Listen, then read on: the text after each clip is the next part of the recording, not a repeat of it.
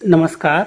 विज्ञानयात्री Sydney Altmann यांचे जीवनचरित्र आणि त्यांचे वैज्ञानिक योगदान या संदर्भात आपल्याशी संवाद साधण्याचा हा एक प्रयत्न आहे. अशा महत्त्वपूर्ण विषयासाठी कृपया चॅनलला सबस्क्राईब करा. आपली मते आणि सूचना कमेंट बॉक्समध्ये लिहा.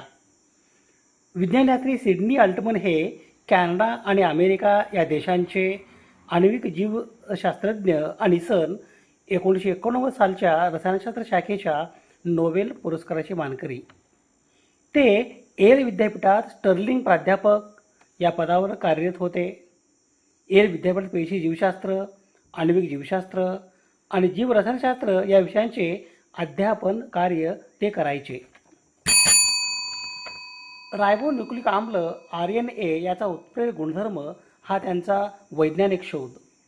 या शोधाबद्दल थॉमस रॉबर्ट सेक या अमेरिका देशाच्या शास्त्रज्ञासोबत या शोधाबद्दल सिडनी अल्टमन यांना सन 1989 सालचा रसायनशास्त्र विषयाचे नोबेल पुरस्कार मिळाले. रायबोसोमची उपांगे सब युनिट RNA आणि प्रथिनांच्या क्लिष्ट संरचनेतून बनलेली असतात. आदिकेंद्रकी सजीवामध्ये ही उपांगे अनुक्रमे 1500 आणि 3000 न्यूक्लियोटाइडच्या RNA पासून तयार होतात. दृश्यकेंद्री सजीवामध्ये लहान व मोठी उपांगे अनुक्रमे 1800 ते 5000 न्यूक्लियोटाइडच्या RNA पासून बनते. पेशीमधील 80% RNA या प्रकारचे असतात. रायबोसोममधील RNA रेणू स्थिर असून पेशी जीवनकालात त्यांचे विघटन होत नाही. प्रथिन संश्लेषणाच्या प्रक्रियेत हे रेणू मध्यवर्ती भूमिका बजावतात. RNA रेणू संदेशवाहक RNAवरील जनुकीय संकेत क्रमाने एका पाठोपाठ वाचतात व योग्य tRNAची त्यांची सांगड घालून देतात. रायबोसोममधील मोठ्या रेणुभारांचे RNA उपांग विकराप्रमाणे काम करते. पूर्णपणे RNA चे बनलेले पेप्टाइड ट्रान्सफरेज हे विकर अमायनो आम्लामध्ये पेप्टाइड बंध पेप्टाइड बॉन्ड जोडते. रायबोसोममधील या उत्प्रेरकी कॅटालायटिक क्षमतेमुळे त्यांना रायबोझाईम असेही म्हणतात.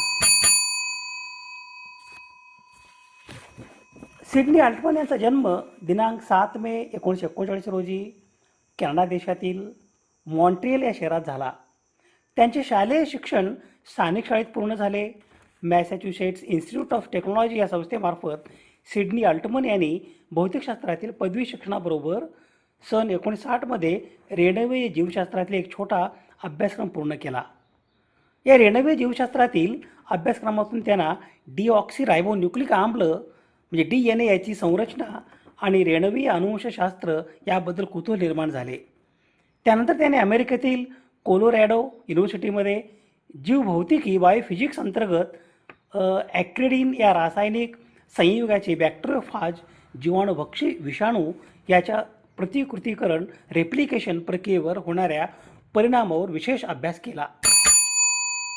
त्यानंतर सन 1967 त्यांनी जीवभौतिकी बायोफिजिक्स या विषयाची PhD पदवी मिळवली. त्यानंतर त्यांना हार्वर्ड युनिव्हर्सिटीचे फेलोशिप मिळाली. मॅथ्यू स्टेनले मेसेल्सन अमेरिका देशाचे रेणुवीय जीवशास्त्रज्ञ यांच्या मार्गदर्शनाखाली सिडनी अल्टमन यांनी बॅक्टेरियोफाज जीवाणुभक्षी विषाणू या संदर्भात संशोधन कार्य केले. त्यानंतर त्यांनी सन 1969 इंग्लंडच्या केम्ब्रिज येथे मेडिकल रिसर्च काउन्सिल लॅबॉरेटरीच्या रेणुवीय जीवशास्त्र या विभागात संशोधक म्हणून रुजू झाले. तेथे त्याने फ्रान्सिस क्रिक आणि सिडनी ब्रेनर यांच्यासोबत संशोधन कार्य केले. हे काम पुढे त्यांना नोबेल पारितोषिक मिळण्यास महत्त्वपूर्ण ठरले. त्यानंतर सन 1971 ते येल युनिव्हर्सिटी जीवशास्त्र विभागात रुजू झाले. तेथेच सन 1980 ते प्राध्यापक आणि 1983 ते 85 या कालावधीत जीवशास्त्र विभागाचे अध्यक्ष झाले.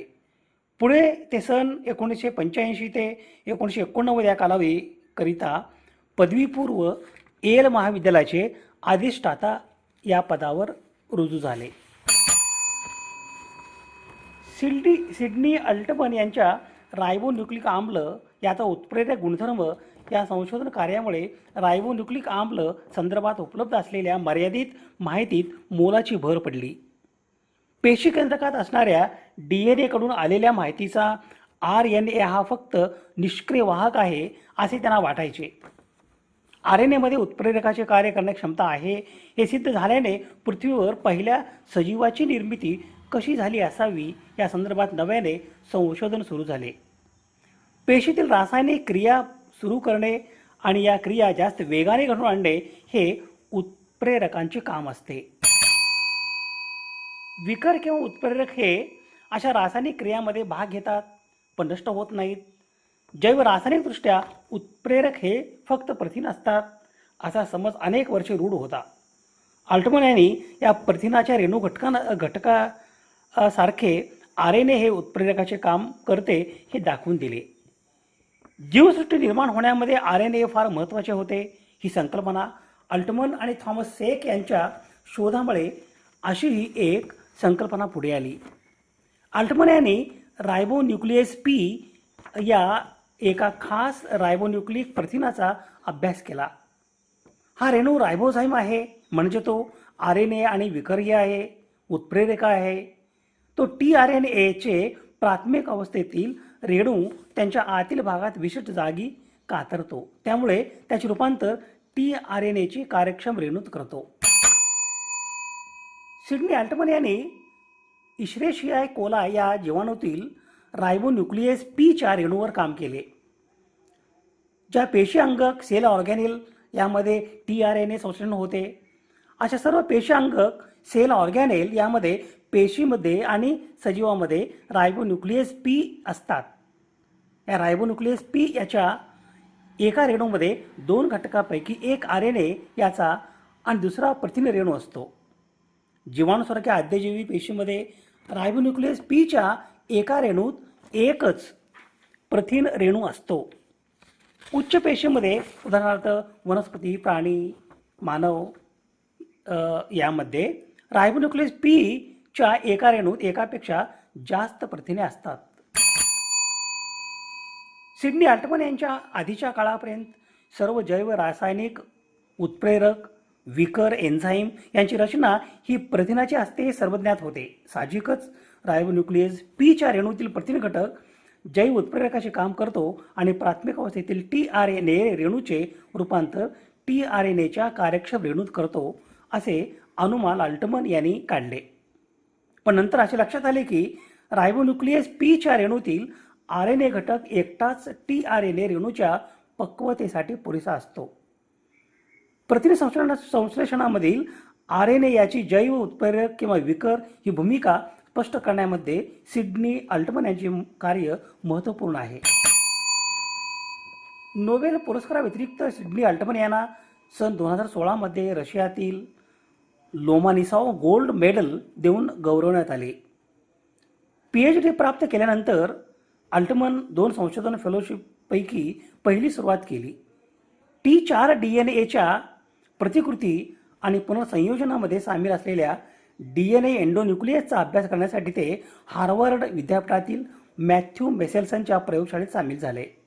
नंतर केम्ब्रिज, इंग्लंडमधील MRC लॅबोरेटरी ऑफ मॉलिक्युलर बायोलॉजीमध्ये अल्टमन यांनी काम सुरू केले, ज्यामुळे RNase P आणि रायबोझाईमच्या RNA सब युनिटच्या एन्झायमॅटिक गुणधर्माचा शोध लागला.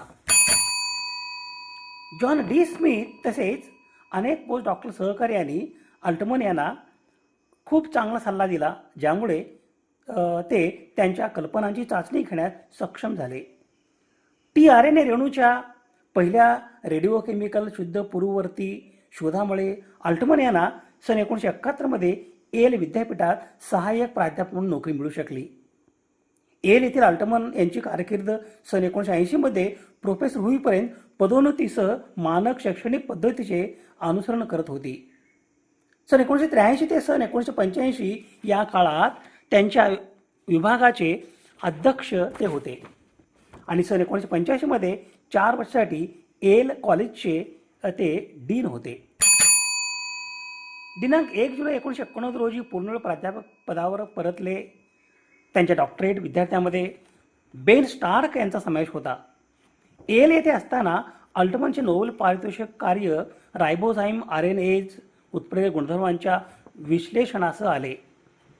एक रायबोन्यूक्लिओ प्रोटीन कण ज्यामध्ये एक संरचनात्मक RNA रेणू आणि एक प्रोकॅरियोट्समध्ये किंवा अधिक यूकॅरियोट्समध्ये प्रथिने दोन्ही असतात. मूलतः असे मानले जात होते की जीवाणू RNase P कॉम्प्लेक्समध्ये प्रोटीन सब युनिट कॉम्प्लेक्सच्या उत्प्रेरक क्रियाकलापासाठी जबाबदार होते, जे tRNAच्या परिपक्वतामध्ये सामील आहे. चाचणी किंवा टेस्ट ट्यूबमध्ये कॉम्प्लेक्सची पुनर्रचना केलेल्या प्रयोगादरम्यान अल्टमन आणि त्यांच्या गटाने शोधून काढले की RNA घटक एन्झाईमच्या निरीक्षण केलेल्या उत्प्रेरक क्रियाकलापासाठी पुरेसा आहे. हे सूचित करते की RNAमध्ये उत्प्रेरक गुणधर्म आहेत. हा शोध होता. या शोधाकरिता त्यांना नोबेल पारितोषिक मिळाले. जरी RNase P कॉम्प्लेक्स यूकॅरियोटिक जीवामध्ये देखील अस्तित्वात असले तरी त्यांच्या नंतरच्या कार्यात असे दिसून आले की त्या जीवामध्ये कॉम्प्लेक्सचे प्रथिन उपयुनिट्स उत्प्रेरक क्रियाकलापासाठी आवश्यक असतात. सन 1988 मध्ये American academy of arts and सायन्सचे फेलो म्हणून ते निवडले गेले आणि सन 1990 मध्ये नॅशनल अकॅडमी ऑफ सायन्सेस आणि अमेरिकन फिलॉसॉफिकल सोसायटी या दोन्हीचे सदस्यपदासाठी निवड झाली. सिडनी अल्टमन हे कॅनेडियन अमेरिकन रेणुवीर जीवशास्त्रज्ञ आणि सन 1989 सालच्या रसायनशास्त्र शाखेच्या थॉमस R. सेक यांच्यासोबत नोबेल पुरस्काराची मानकरी. RNAच्या उत्प्रेरक गुणधर्माच्या शोधाप्रित्यर्थ त्यांना नोबेल पुरस्कार मिळाले. उत्प्रेरक RNAला रायबोझाईम असे म्हणतात. रायबोझाईम प्रामुख्याने प्रोटीन संश्लेषणामध्ये मदत करतात, जिथे ते अमायनो आम्लांना जोडून प्रोटीन साखळी तयार करतात. RNA केवळ आनुवंशिक माहिती वाहून नेण्याचे काम करत नाही, तर ते रासायनिक अभिक्रिया सुलभ करण्यासाठी एन्झाईमप्रमाणे, विकराप्रमाणे, उत्प्रेरकप्रमाणे काम देखील करू शकते. हे सिडनी अल्टमन यांच्या संशोधन कार्यातील निष्कर्ष होय. सिडनी अल्टमन हे येल विद्यापीठात जीवशास्त्र आणि रसायनशास्त्र या विषयाचे प्राध्यापक होते. सिडनी अल्टमन यांचे दिनांक 5 एप्रिल 2022 रोजी रॉकले, न्यू जर्सी येथे दीर्घ आजारानंतर निधन झाले. विज्ञानयात्री सिडनी अल्टमन यांच्या स्मृतीस विनम्र अभिवादन. शोध संदर्भासाठी ही यादी आहे.